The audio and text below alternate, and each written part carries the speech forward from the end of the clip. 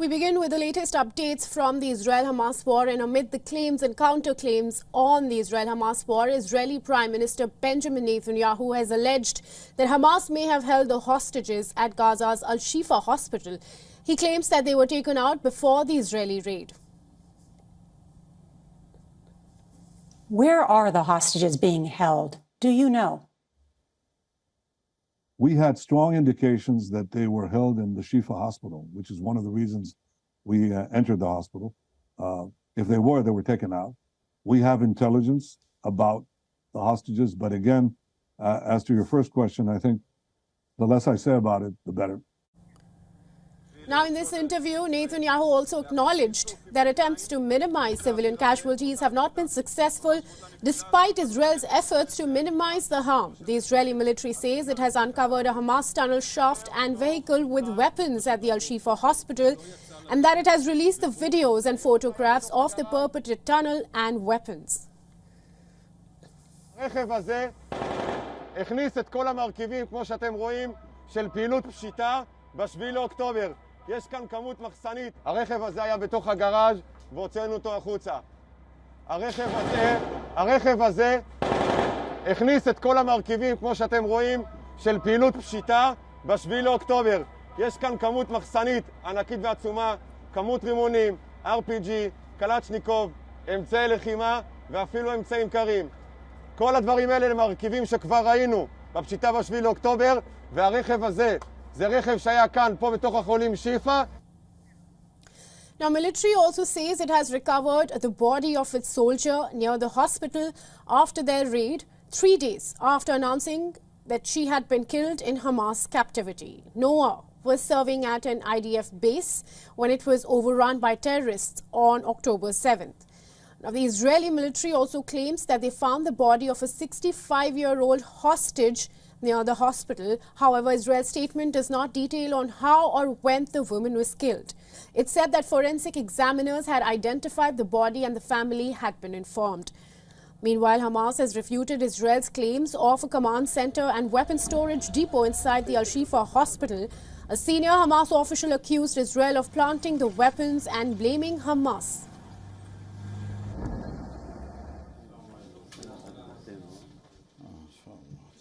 Everyone realized that they were lying. All those weapons were not in Shifa.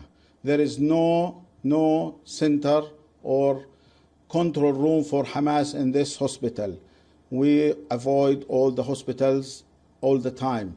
The Israelis, they have said that about Rantisi hospital, and they were lying. Now, not just the Al-Shifa hospital, but Israel Defense Forces say that they have evidence of the misuse of 3 of the largest hospitals in Gaza by Hamas. And in the last 24 hours, they claim that they found another tunnel inside the Rantisi hospital. A large amount of weaponry and ammunition has also been allegedly found inside the Al-Quds hospital, the second biggest in Gaza. A video shared by Palestine Red Crescent Society shows heavy gunfire at the Al-Quds hospital, and Israel claims it killed approximately 21 militants at the Al-Quds hospital. And according to the Red Crescent Society, a violent attack is also underway at Gaza's Al-Ali hospital, and it has alleged that Israeli tanks are laying siege to the hospital. An Indonesian hospital in Gaza has been reportedly shut down, where about 45 patients who urgently need surgery have been left in the reception area. Israel has ordered Palestinians to leave 4 towns in southern Gaza, and it has dropped leaflets overnight asking people to evacuate for their safety. Now, the Israeli army also released footage showing military activity in the Al-Shati camp in Gaza, and Israel's army coordinated 54 precise strikes from air, sea and land. They killed Hamas militants and destroyed infrastructure. Now, Israel's defense minister says that they have cleaned up the entire western part of the city after his forces made significant discoveries at Gaza's Al-Shifa hospital. Israel's chief of general staff has said that the army is close to destroying the military system that existed in the North Gaza Strip. Meanwhile, opposition leader Yair Lapid has called on Prime Minister Netanyahu to resign over what he called the government's poor handling of the war. He says he's in discussions with leaders of the ruling party on the subject and claims that there are many people there who understand the country is going to a bad place. The head of the United Nations Agency for Palestinian Refugees has said there is a new communication blackout in the enclave, and he also said that people will die if fuel does not come in. U.S. Secretary of State Antony Blinken has called on Israel to take urgent action to stop settler violence against Palestinians in the West Bank, and in a telephone call to Israeli Minister Benny Gantz, stressed the urgent need for affirmative steps to de-escalate tensions in the West Bank.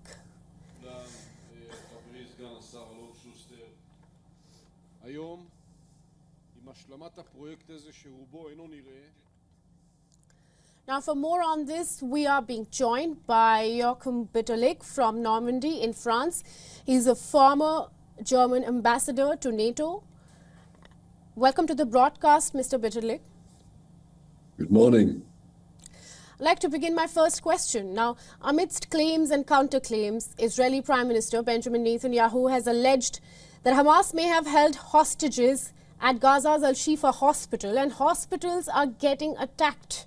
Now, two questions here. Firstly, is Netanyahu implying that attacking hospitals will get the hostages out? And secondly, Netanyahu also acknowledged that they have been unsuccessful in minimizing harm. They have been unsuccessful in minimizing harm while carrying out strikes in Gaza. So does that mean the humanitarian crisis will just continue and nothing can be done about increasing sufferings of civilians in Gaza? I'd like to begin, I'd like you to first answer my first part of the question. And if you want me to repeat, please let me know. Well, if you look at the situation as it develops, there is, in my eyes, no doubt that Hamas has been using hospital infrastructure insofar, but how far, question mark. And this we cannot see exactly, because we have two information, one from the Israeli side, the other one from Hamas side. But I do not have any doubt about this, but they have used it. But how far, we do not know exactly. On the other hand, it's clear, the longer this catastrophe, this war is lasting, the more Israel is going towards what I call a trap in politics. Because he will come under pressure.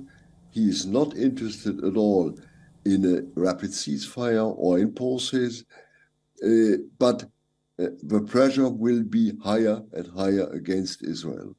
Israel will come more and more, let's say, into difficulties here. As at the same time, you are right, they can't avoid what I call collateral damage in this war. This means civil casualties. So what is the solution now? I mean, do we say that Israel has achieved what it wanted in Gaza? Partly, perhaps, yes, but not entirely at all. And I don't think that Israel will be able to reach, let's say, its end goal. I don't think so. What they should now foster together with the Americans and some other friends is how to create a real Palestinian administration, even in Gaza. And therefore, I think Antony Blinken is right to warn the Israelis not to raise pressure or to raise tensions on the West Bank, neither. And therefore, the real problem of Gaza has been and is still, Gaza has been, let's say, has become a sort of pauperizing zone, a zone without future. And in any zone without future, you create extremism. And therefore, I think the Israelis would be wise to follow more the American political aims supported by the Europeans.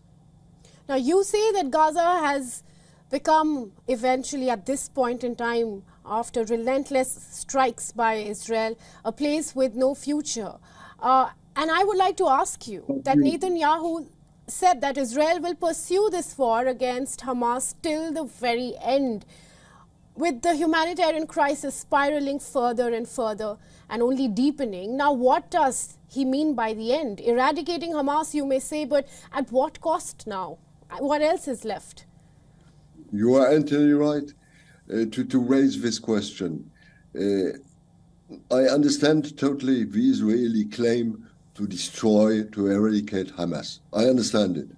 But how far this will go, how far, let's say, Hamas is existing, and how far you are able to distinguish between Hamas and civilian people in Gaza. How are you able to do this? And I think they are, let's say, part of a population which is under pressure from Hamas. Others are following Hamas. They are their heroes. To distinguish between these different, let's call it, classes of people is nearly impossible. And therefore, I spoke in the beginning about a trap Israel is risking going towards more and more. And therefore, I think the Americans and other friends, even the Egyptians, should, or the Saudis and the Qataris should help now to find now, let's say, a way out, face-saving for the Palestinian side and especially face-saving for the Israeli side. This is the importance for me. And Mr. Bitterlich, what about the hostage situation? I mean, they say that they have been, carrying out strikes because the hostages are held underneath the hospital, and that's where they are held. But when do we see any development on the hostage crisis, on the release of hostages? Families are waiting to hear some news on that front. I understand entirely the Israeli goal to get the liberation of the hostages, and Hamas is playing with this. And this is the ugly side of the war, that Hamas is really playing with this. Let's say perhaps we will allow the liberation of 50 hostages if we get 3 days, let's say, of ceasefire or new humanitarian and other aid, etc. This is the ugly side of a war. I don't think that we have become nearer, let's say, to the liberation of hostages. And let's hope that the Qataris and others are continuing really their efforts to liberate hostages. This is really the ugly side of the war. I don't think that we have seen a real progress since the beginning. Thank you, Mr. Bitterlich, for joining us and giving us your time and giving us all those insights. Thank you.